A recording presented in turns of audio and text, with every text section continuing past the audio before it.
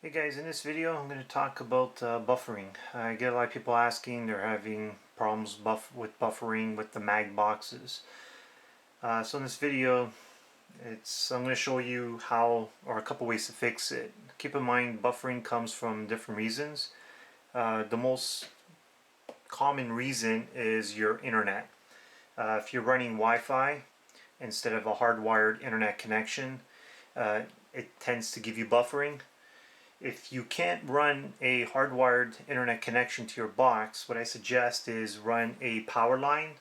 A power line looks like one of these. What it does is you plug it in on one end to your modem, directly to your modem, and the other end plugs directly into the mag box and acts like a hardwired internet. The other option is if you scroll over to settings, then you scroll down to advanced settings,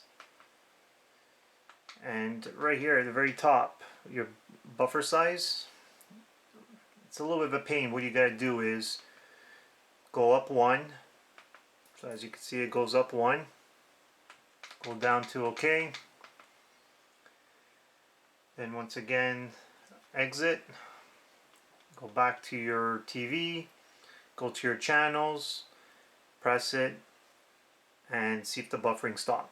If the buffering still didn't stop, you got to go back to settings,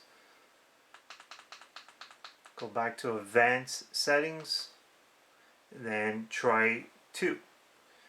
Just keep in mind, the higher this number is, it will fix the buffering, but the only problem that you will notice is the channels will take longer to switch. So if you're switching from one channel to the other, it'll show you a black screen. Just don't worry, it's just because of the buff rate, and what it does is it just takes a little bit longer to switch over.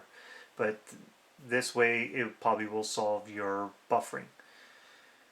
Okay, so try that out. If you guys still have any issues, please comment below and I'll do my best to answer them. If you like this video, give me a thumbs up and hit that subscribe button. Thanks for watching.